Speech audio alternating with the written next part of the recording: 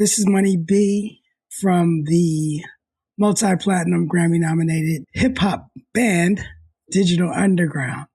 And my friendship with my co-author, Chad Coenson, goes back about 10 years when we started working on this project in 2016. And I believe we bonded and became very quick and close friends because we shared a passion for what we were doing. And we kind of just gelled in the sense that our personalities were also the same. We're both like easygoing. We can take a joke, the same sort of sense of humor. So for whatever reason, I always believe that good people find good people, and the energy that you put out there is the energy that you get back. And I think it was meant for Chad and I to get together and do this book. And as far as Digital Underground and our chemistry, I think it worked because we were all from different places, but we all had the same love for the music and the funk. I think the common sort of theme with all of this is when you find people that have the same passions as you, normally it works. And that's for sure what happened with Digital Underground. Well, Money B and I are about a decade apart in age. So I was born in 1980, and he was essentially already off starting to make music at that point. But growing up as a kid in the 80s, I was exposed to the birth of hip hop and watching it evolve and starting to be very prevalent on the radio. I grew up outside of Washington, D.C., and very culturally diverse area, ethnically diverse area, and hip hop started taking over as far as the music we were listening to. And we didn't have a lot of money, and neither did anybody really in the area. And there was one kid who had cable, and we used to go over there for two reasons, one being late night HBO and the other being MTV, and specifically Yo MTV Raps.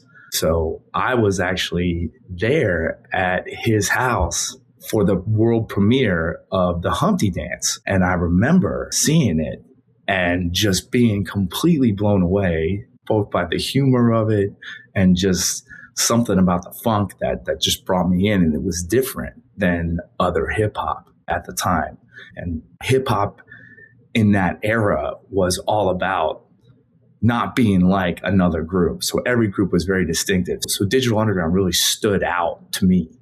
And subsequently, the same thing happened with Tupac, and specifically I Get Around. That both the artists, right, and the group as a whole, Digital Underground, had a huge impact on me. And so as time goes on, you fast forward nearly 25 years, and I'm working on this film project that was more or less a parody of exploitation films from the 70s. It was a film called Jive Genie. And we had some interest from some folks into making it into a full feature-length film. And so in the spirit of movies of that era, we wanted a good, like, funky theme song, very reflexive of Curtis Mayfield, Superfly, or Isaac Hayes and Shaft. And so we got this very 70s funk song, but we wanted to modernize it and have some hip hop flavor to it. And so we kind of played who's who, and it turned out we knew somebody who knew Money B's manager, and he agreed to be featured on the track and did this whole piece for it. A bunch of bars. It was fantastic. And so we decided we wanted to go down and shoot a music video for the movies, more or less as a sizzle reel. And that's when Money B and I first met each other. We did the video and we got to talking and we're starting to bond. And it turned out he had just gotten off the set of All Eyes on Me, the Tupac film. And I asked him, well, hey, how's the movie going to be? And he said, it's going to be good, but there's a lot that's not in there. Tupac was my roommate on the road, and we had a lot in common. Both of our parents were in the Panthers, and I was like his big brother in the Bay Area. And so I really need to write a book about my life and tell these stories. I just need to meet a writer. And I said, well, let me reintroduce myself. I'm the guy who wrote all this, and I have some works of fiction that I'd love to share with you, and I'd love to collaborate with you on this project. And so couple months went by and he reached out and said, hey, I think I want to go ahead and collaborate with you. I ended up meeting him at a Scarface show in Portland, and we ended up inking the deal. And since then, our bond came from me being a fan to collaborating on this and this with this artist who had a massive impact and influence on my life. And to have him respect what I do, to want to collaborate with me, made it huge. And that's the foundation of our bond. And from there, having worked on this as long as we have and gone through the ringer together, we've become even closer. Our families know each other. And now he's one of my really close friends, both creatively and personally.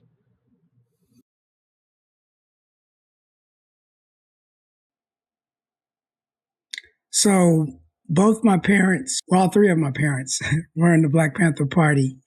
I went to the Oakland Community School, so I grew up around party members and just that whole experience. But I also grew up with my parents always having a love for music and playing music around the house and just wherever we were, whether it was riding in the car or whatnot. If it's my mom cleaning up on Sunday, she always had the stereo playing, or my dad always had the latest disco single or the hot album.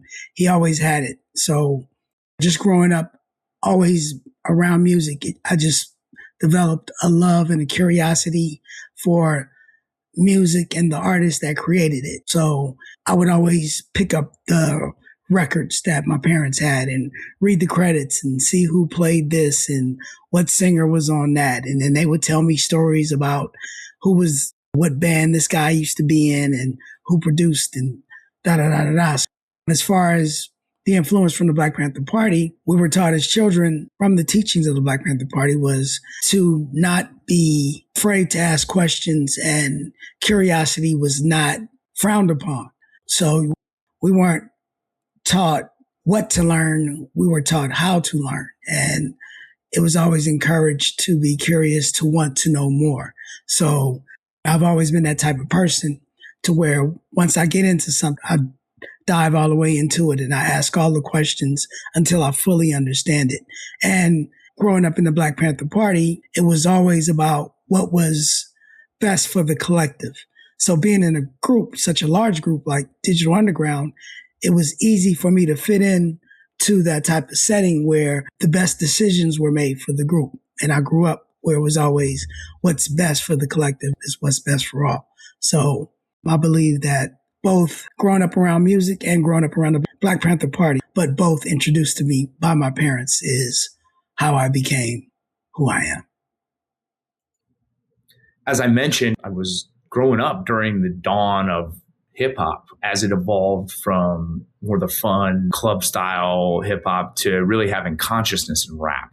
And being there for the ride really broke down a lot of barriers for me, helped me see that there was a bigger world out there, right? We didn't have the internet. So you only had your little bubble that you existed within. And hip hop opened up my eyes to the fact that other people were living a lot differently to me than I was. And it had a huge impact on how I thought and how I approach life going forward, and influenced me to seek to understand more than to make assumptions in life. And furthermore, I have always been a writer. I've been writing since third grade and started writing stories back then. And as time went on and as hip hop influenced me, I started writing poetry, and even to a point where I was doing spoken word performances. And I learned that rhyme and verse is a great way to convey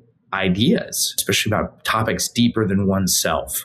And I really drew that from hip hop. And that further impacted even my prose, where even today when I write, there's always a sense of poetics in there. I like to think about the meter of my sentences and the words I'm using. And that all comes from being influenced by rap and by hip hop as a youth. I'm certain of it. And furthermore, it also exposed me, like, as I mentioned, to other cultures and made me want to seek to learn more. And I started to realize that what I was being taught in school, especially as it pertains to civil rights and many of the leaders and from those movements, wasn't necessarily the whole truth. I was more or less getting the CIA version of it, which I learned really quickly after I first read the autobiography of Malcolm X. Much different story than the one you got in a classroom in the early 90s, right? And it was the same for the Black Panther Party.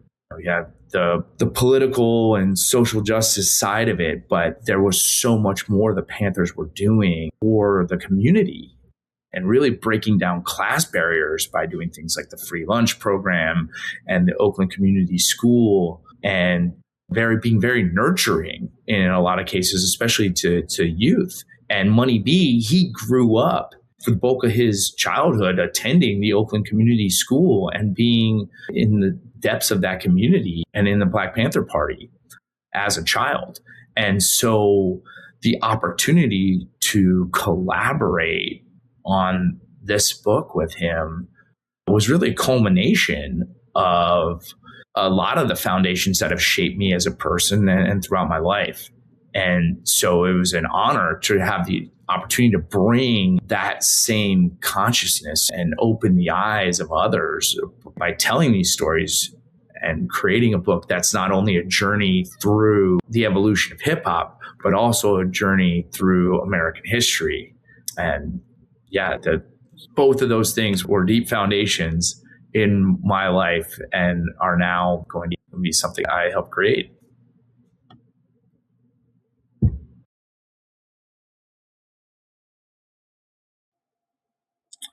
So in my book, I bring you from my childhood all the way up to my teenage years when I'm talking about how hard the crack epidemic hit our communities, and me being of the age where I had to sort of navigate through all of that. And although it was a lot of tough situations that time put me in and I had to figure out how to get out of, I think the most cathartic thing about writing this book was revisiting the relationships and some of the ones that I lost or that sort of went sour along the way. Writing this book allowed me to rethink. You have to relive it when you write it. And so you open up that box, and sometimes you be like, wait a minute. Now that I think about it, I really could have handled some things a lot differently. Or maybe I'm still thinking, I know I was right. And that person, even to this day, I think they should understand, because the things that I was thinking, they actually came to fruition. So probably the most cathartic part about writing this book, and even at times the hardest part about writing this book, was revisiting past relationships and how they actually turned out.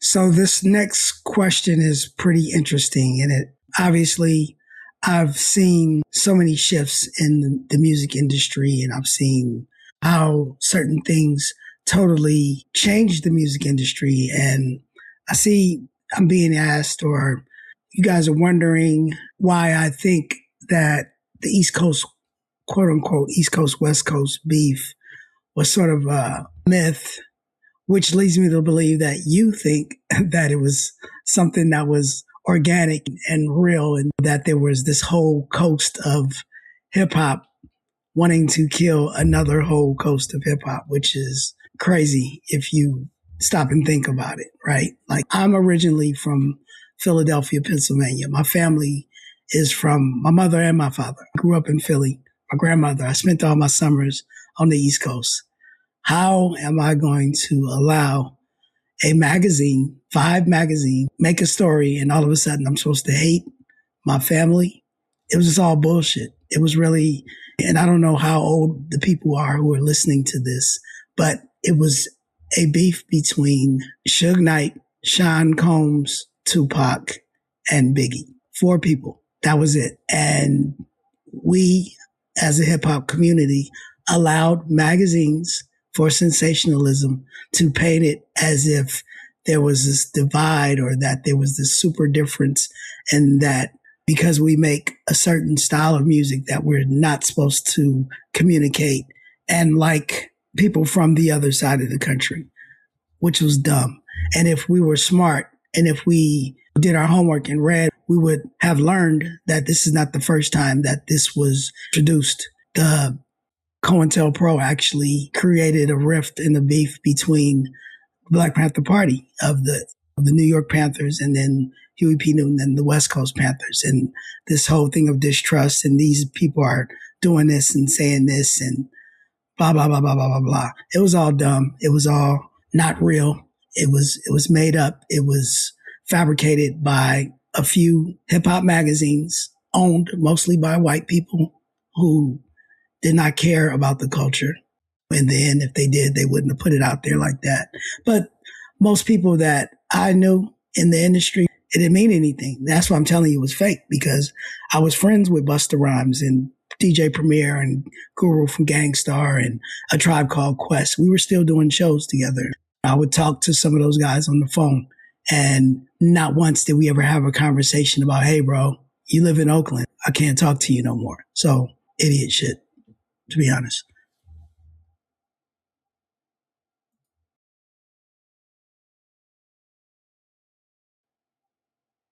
So it is an honor to participate in the BookLife Prize, and receiving the critics report is awesome because anytime that your work is recognized, especially by any type of platform that's respected, it feels good.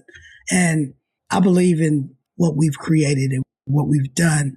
I'm excited for this acknowledgement, but I'm also excited for everyone else to check it out. And I believe just learn about me, about how I grew up. And I'm not the only person that grew up like this. So it's another American history tale, another American history perspective that I think is interesting. And I think a lot of people would enjoy it. And I think they should check it out. So it's absolutely an honor to be recognized in any way. Thank you.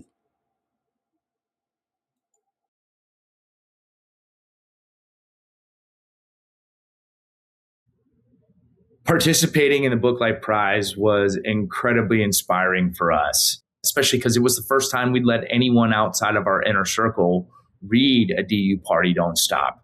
So to receive a positive critics report and a high rating has just further fueled our enthusiasm and really validated the many years of work we put in to A D.U. Party Don't Stop. As the book itself isn't due out until this fall, we're just starting our marketing campaign right now, but both Money B and I, as well as our publicists, are very excited to have the BookLife Critics Report to point to. We know it's going to have a massive impact on our marketing, especially coming from such a credible source as BookLife. And we know it's going to help open doors at bookstores, as well as libraries and some of the broader places that we want the book to be available in. So yeah, we're incredibly grateful to BookLife for taking the time to go through and provide a report on the book. And yeah, can't wait to use quotes from it as we bring A D.U. Party Don't Stop to the world.